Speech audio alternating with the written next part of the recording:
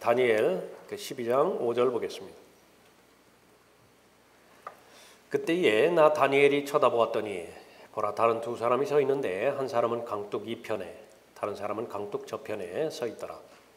한 사람이 강물 위에 있던 세마포를 입은 사람에게 말하기를 이러한 이적들의 끝이 언제까지겠느냐 하더라. 내가 들으니 강물 위에 있던 세마포를 입은 사람이 그의 오른손과 그의 왼손을 하늘로 들어 올리고 영원히 사시는 분으로 맹세하시기를 한때와 두때와 반때가 되리니 그가 거룩한 백성의 권세를 흩어버리는 것을 마치게 되면 이 모든 일이 끝나게 되리라 하더라.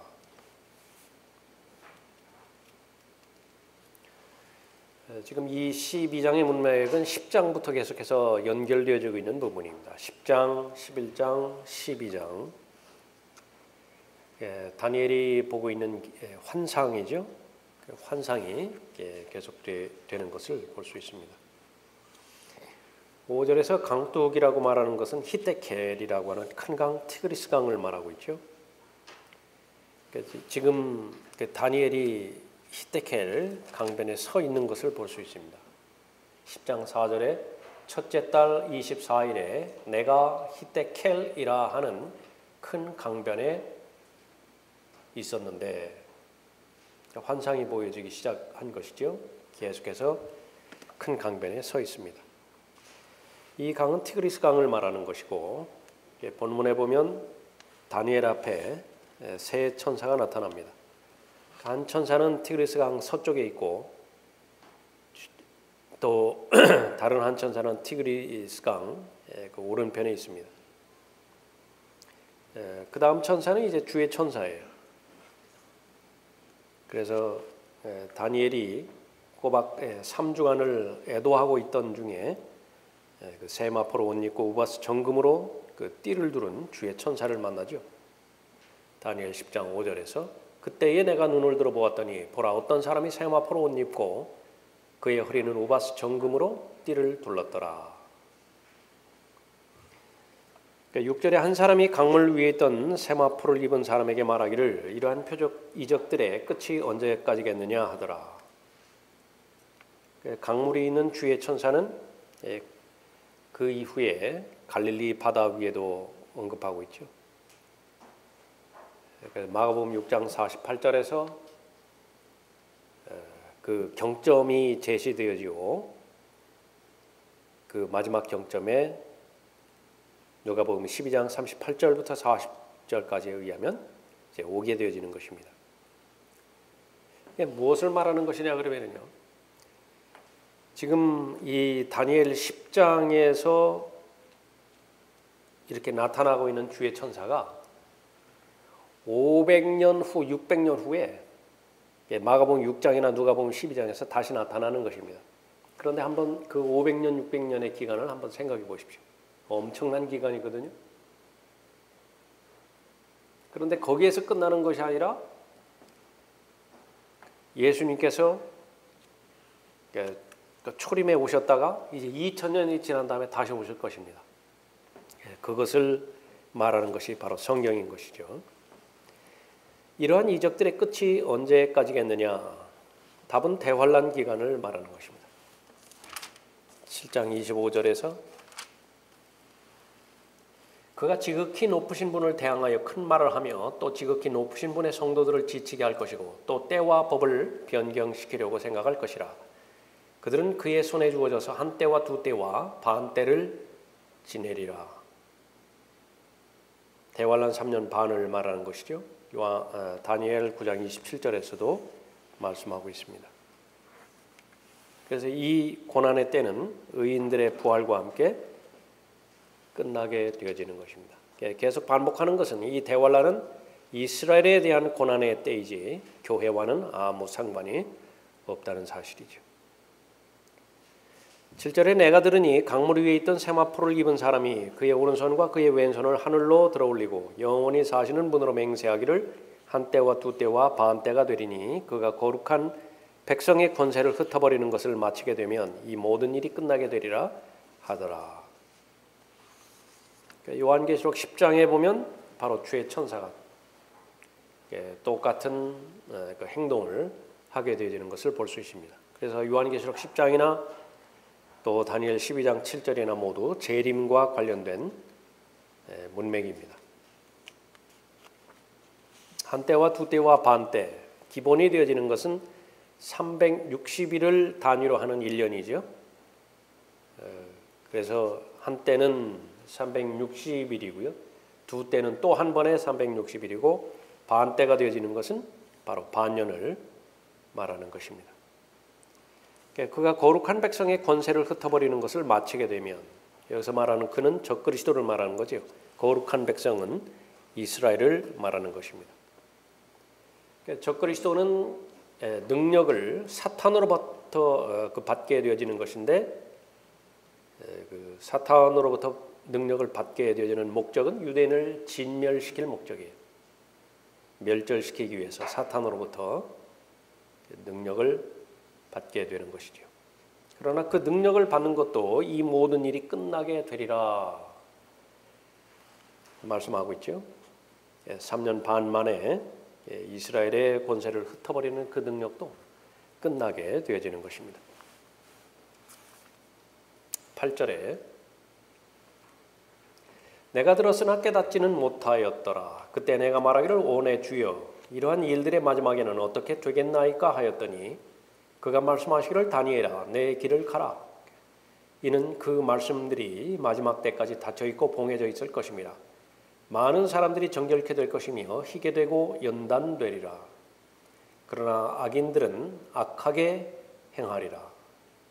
악한 자들 중 아무도 깨닫지 못할 것이나 현명한 자들은 깨달으리라. 들었으나 깨닫지 못하게 되었죠. 다니엘의 경우가 그랬습니다. 답답한 마음에서 물어봅니다. 오 내 주여 이러한 일들의 마지막에는 어떻게 되겠나이까. 교회의 시대가 끝나가고 마지막 때가 가까이 다가옴에 따라서 닫혀졌던 봉해져 있던 말씀들이 점점 더 명백해집니다. 그래서 다니엘보다는 지금 이 시대를 살아가고 있는 그리스도인들에게 계시가 더 많이 주어지죠. 그래서 다니엘에게 주어진 것보다 더 명백하게 잘 정리된 또 계시된 신약 성경들이 있기 때문에 그런 것인데 그 가운데 특히 요한계시록이 그 책입니다. 그래서 그리스도인에게 잘 제시가 되어지죠. 이러한 일들의 마지막에는 어떻게 되겠나이까? 그에 대한 그 질문에 대한 답이 9절이죠. 다니엘아 내 길을 가라. 이는 그 말씀들이 마지막 때까지 닫혀 있고 봉해져 있을 것입니다. 말씀하고 있습니다. 요한계시록 22장 10절에 의하면 그때가 가까움이라 말씀하고 있죠. 그러면 봉해져 있는 모든 말씀들이 다 공개되어지는 것을 말하는 것입니다. 10절에 많은 사람들이 정결케 될 것이며 희게 되고 연단되리라. 그러나 악인들은 악하게 행하리라. 악한 자들 중 아무도 깨닫지 못할 것이나 현명한 자들은 깨달으리라.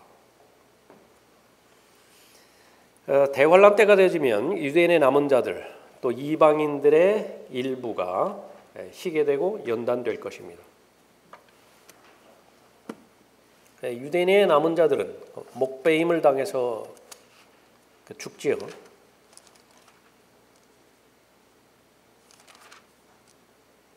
그 목베임을 당해서 죽은 자들에게 또 하나님께 주시는 것은 흰옷입니다. 요한계시록 6장 11절에서 그러자 그들 각자에게 긴 흰옷을 주시면서 그들의 동료 종과 형제도 그들처럼 죽임을 당하여 그 수가 가득 채워질 때까지 잠시만 더 쉬라고 말씀하시더라. 이방인들은 어떻게 됩니까? 이방인들도 역시 마찬가지예요. 요한계시록 7장 13절에서 그때 장로 가운데 한 사람이 대답하여 나에게 말하기를 흰옷을 입은 이 사람들이 누구며 어디서 왔느냐?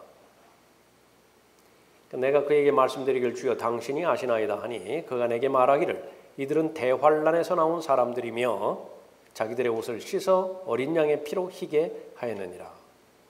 두 그룹이 있죠. 하나는 유대인의 그룹이고 하나는 이방인의 그룹입니다. 그러나 동일한 것은 모두가 다 정결케 될 것이고 희게 되고 연단될 것이에요. 근데 거기에는 반드시 행위가 따릅니다. 목배임을 당해서 죽는 것이지요. 그것이 구원받은 사람이야. 환난 성도라고 한다면 대조적으로 악인들이 있죠. 그러나 악인들은 악하게 행하리라. 이 사람들의 공통적은 진리를 믿지 않았기 때문에 그렇습니다. 진리를 믿지 않을 뿐만 아니라 불의를 좋아해요. 이런 사람들을 또 하나님께서는 정해놓으신 것이죠. 데살로니가후서 2장 11절에서 이로 인하여 하나님께서 그들에게 강력한 미혹을 보내시어 거짓말을 믿게 하심은 진리를 믿지 않고 불의를 좋아하는 모든 자로 심판을 받게 하려 하심이라 언급하고 있습니다. 하나님을 두려워해야 된다라고 하는 것은 무엇을 말하는 것이냐 그러면 하나님께서는 이 구원받을 사람들만 정한 것이 아니라 이 구원받지 못한 사람들에게 이 하나님의 심판을 정했다라고 하는 사실이죠. 열왕기상 21장 18절에서 아합에게 예언하신 말씀입니다. 엘리야를 통해서 예언하게 해주죠. 일어나 사마리아에 있는 이스라엘의 아합 왕을 만나러 내려가라. 보라 그가 나봇의 포도원에 있으니 그가 그것을 차지하려고 거기로 갔느니라. 너는 그에게 일러 말하기를 주가 이같이 말하노라. 내가 죽이고 또 빼앗았느냐 하고 또 너는 그에게 일러 말하기를 주가 이같이 말하노라. 개들이 나봇의 피를 핥은 그 자리에서 내 피, 즉 내 몸의 피를 핥으리라 하라 하시더라. 아직 죽지 않았어요. 어떤 형태로 죽을 것이냐 그 형태를 말하고 있고 그 결과 개들이 내 피를 핥으리라 예언하고 있죠.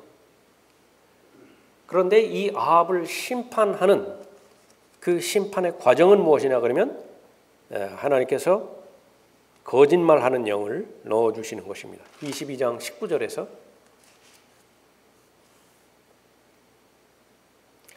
미카야가 말하기를 그러므로 왕은 주의 말씀을 들으소서. 내가 보니 주께서 그의 보좌에 앉아 계시고 하늘의 모든 군대 22장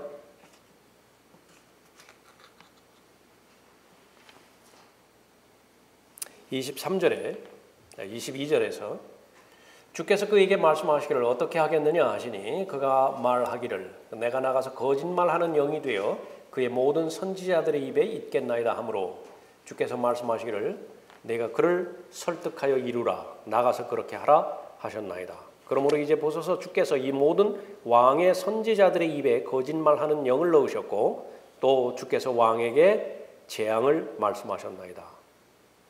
아합 왕이 선지자들을 데리고 있었는데 그 선지자들이 하나같이 다 거짓말하는 영에 의해서 거짓 예언을 하는 것입니다. 그런데 그 전체 과정을 하나님께서 예정하신 거예요. 마련해 놓으셨다. 그렇게 그 말씀하고 있는 것이죠. 그래서 37절에 보면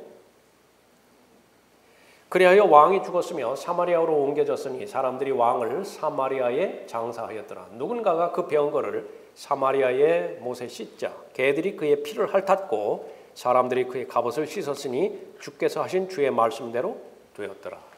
그러니까 죽기 전에 어떤 죽음을 죽을 것이냐 개들이 와서 그의 피를 핥을 것이라.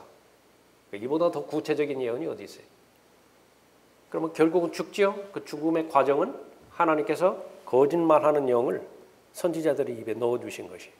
그런데 이것이 모든 경륜에서 똑같이 일어난다는 사실입니다.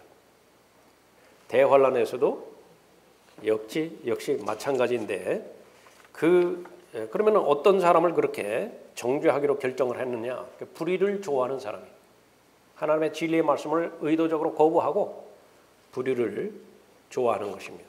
로마서 1장 28절 말씀이죠. 하나님께서 그들의 버림받은 마음에 내버려 두시어 온당치 아니한 일을 하게 하셨도다. 그래서 파라오의 마음을 왜 완악하게 하나님께서 하셨는가? 파라오 책임이에요. 미리 아신 것입니다. 진리를 거부하고 불의를 좋아한다라고 하는 그 마음의 상태를 아시기 때문에 하나님께서 그렇게 정하신 것입니다. 요한계시록에서 대환란 때에 얼마만큼 많이 하나님께서 혹독하게 그 심판을 내리세요. 그 심판을 내리시는 결과는 무엇입니까?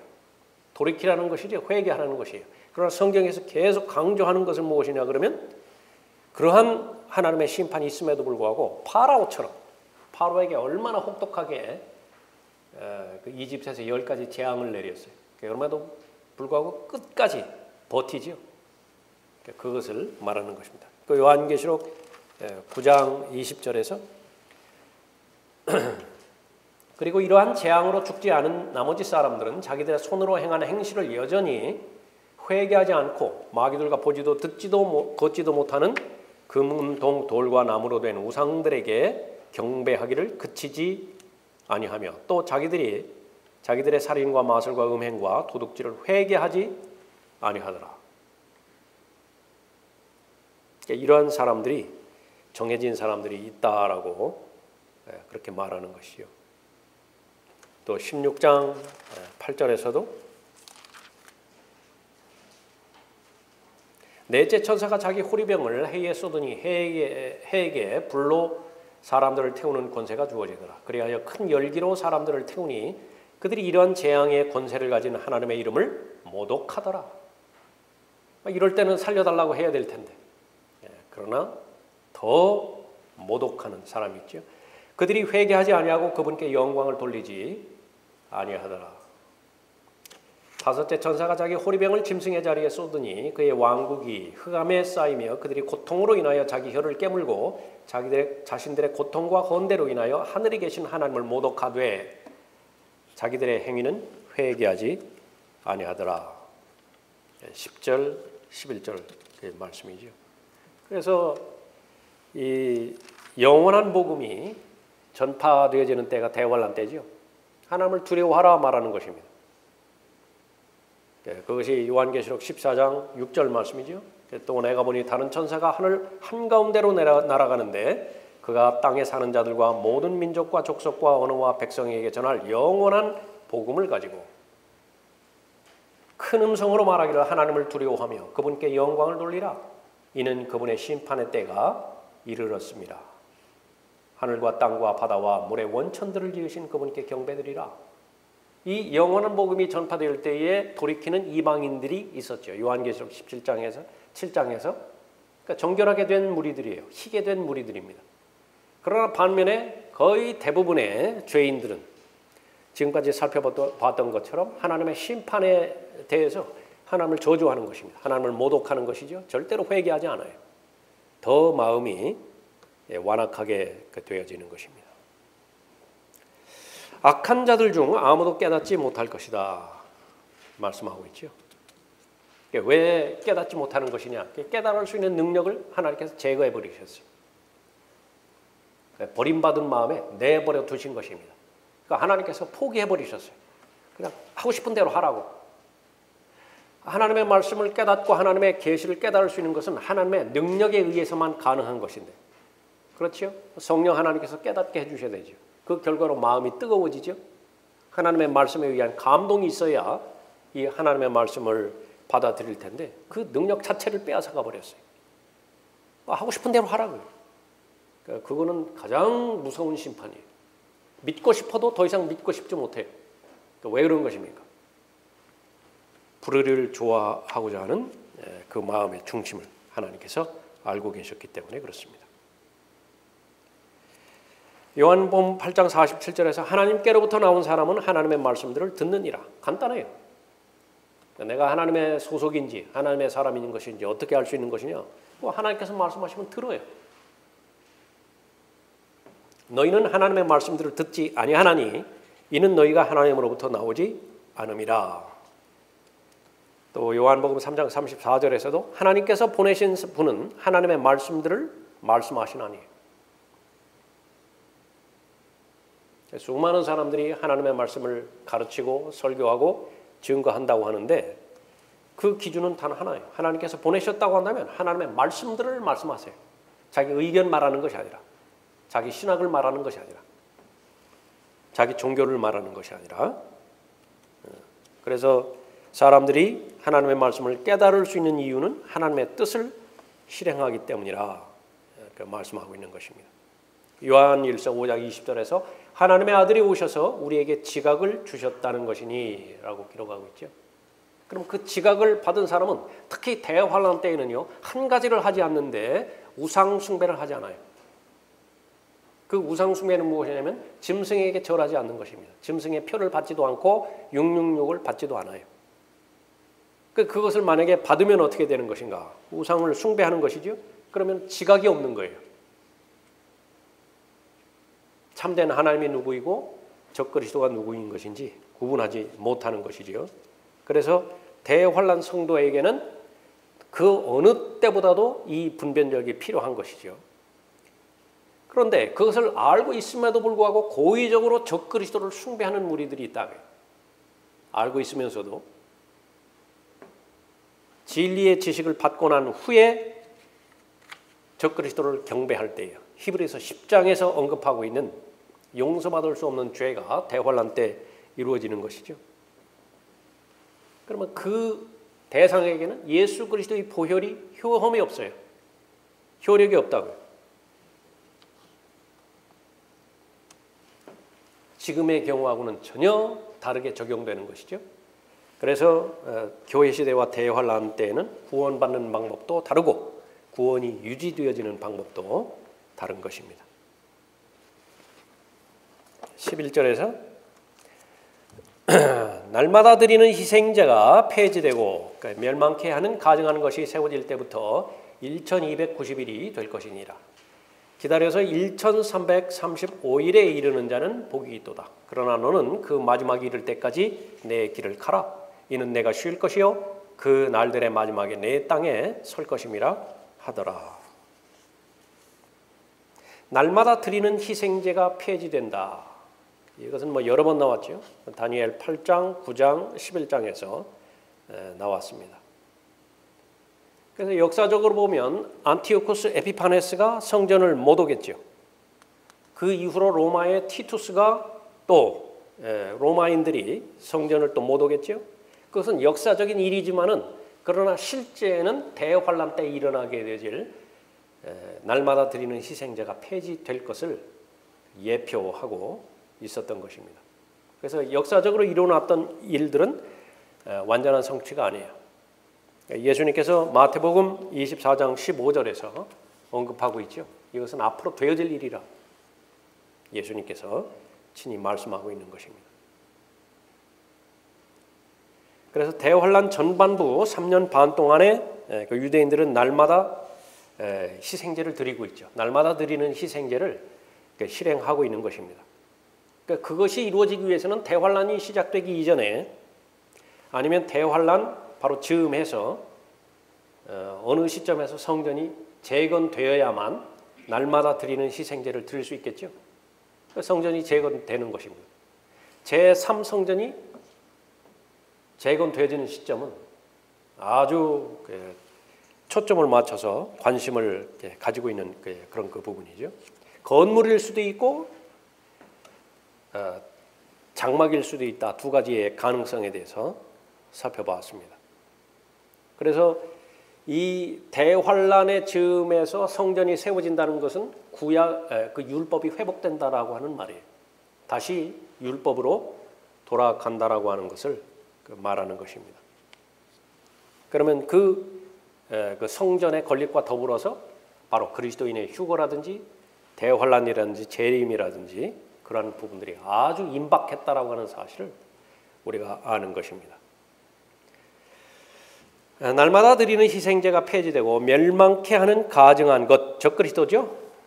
가증한 것이 세워질 때부터 1290일이 될 것이라. 12절에 기다려서 1335일에 이르는 자는 복이 있도다. 그 대환란 기간 동안에 이 시간과 관련돼서 네 가지 시간적인 틀이 제시가 되어지죠. 제일 일반적인 것은 1260일입니다. 3년 반에 해당되는 기간이죠. 1260일이고 그 다음에는 1290일이 나오는데 이것은 1260일에 30일이 더해진 기간이죠. 그러면 대환란 다음에 오는 그 경륜이 천년왕국이죠. 그 성경에서 말하는 것은 대환란이 끝나고 바로 천년왕국이 오는 것이냐? 실제로는 그러지 않을 가능성이 더 많다라고 하는 것입니다. 그래서 1290일에 해당되는 것은 3년 반 대환란이 끝나고 30일이 추가된 뒤에 천년왕국이 시작된다라고 하는 말이거든요. 또 하나는 1335일인데 이것은 바로 75일이 더해지는 것입니다. 75일이 끝난 다음에 천년왕국이 시작되는 것이죠. 2300일은 1260일에다가 1040일이 더 경과가 되어지는 것입니다.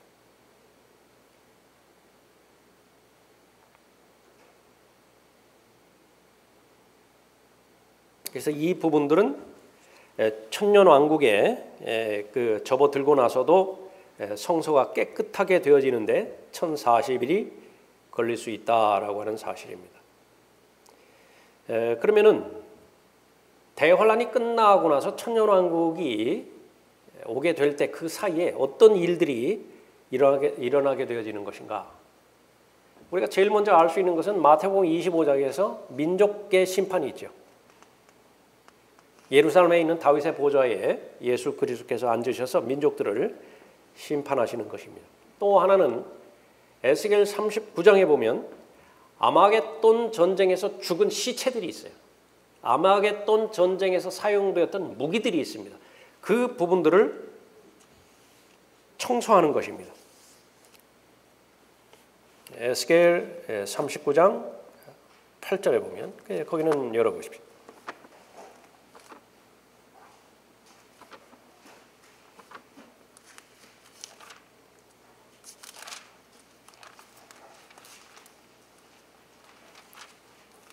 에스겔 39장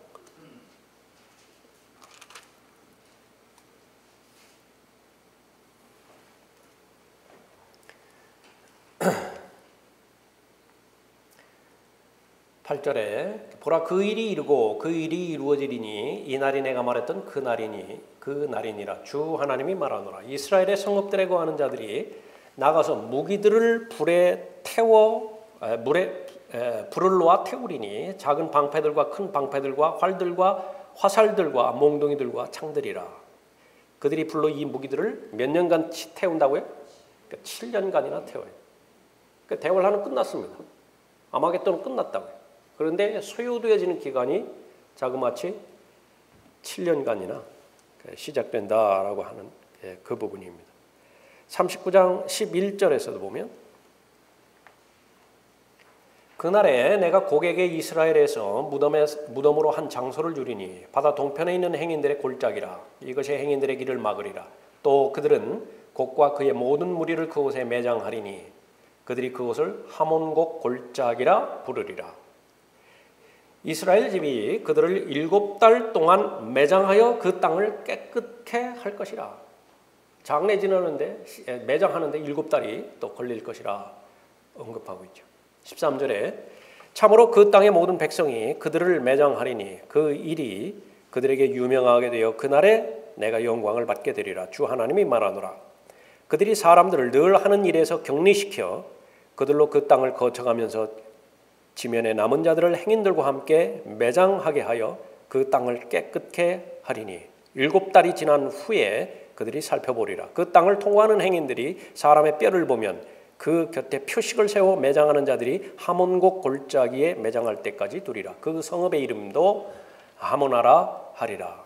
그들이 이같이 그 땅을 깨끗게 하리라. 깨끗하게 하는 부분을 언급하고 있는 것이죠. 이 부분이 다니엘 12장 11절 12절과 조화를 이루는 것입니다. 13절에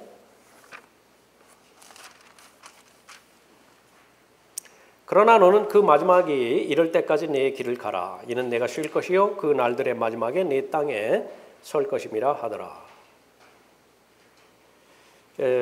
이제 죽는다라고 하는 것입니다. 그 마지막이 이럴 때까지라고 다니엘이 가야 될 길이 있는데 그것은 여호수아 23장 14절에 의하면 온 땅에 있기 때문에 1장부터 12장 마지막 절까지요. 여러분 계속 반복해서 읽으셔야 돼요. 계속해서 반복해서 읽으셔야 됩니다. 그러면 큰 그림이 그려질 것이 1장의 내용이 무엇이고 1장부터 6장까지 어떤 내용이 나오고 또 7장부터 12장까지 어떤 내용이요. 분명하게 다른 성경 구절의 그 관련 구절을 통해서 확고부동하게 진리로 남아있는 그런 내용들이 있겠죠. 오늘 우리가 살펴보던 것처럼 아직까지 봉인된 부분들이 있어요. 그러니까 여러분들은 그 두 가지를 구분하실 것이에요. 아직까지 봉인된 내용들은 이제 점차 시간이 지나면서 계속해서 밝혀지겠죠. 들림받아 올라갈 그때까지 그 전까지 밝혀질 내용도 있고요. 그 이후에 밝혀질 내용도 있습니다. 여러분이 지금까지 시간을 들이시고 이 다니엘을 공부하신 것이 의미가 있기 위해서는 여러분 자신에게 진리가 되셔야 돼요. 그러기 위해서는 계속해서 반복해서 읽고 묵상하고 관련 구절을 찾아보시고 그렇게 해서 여러분에게 개인적인 진리가 되셔야 될 것입니다.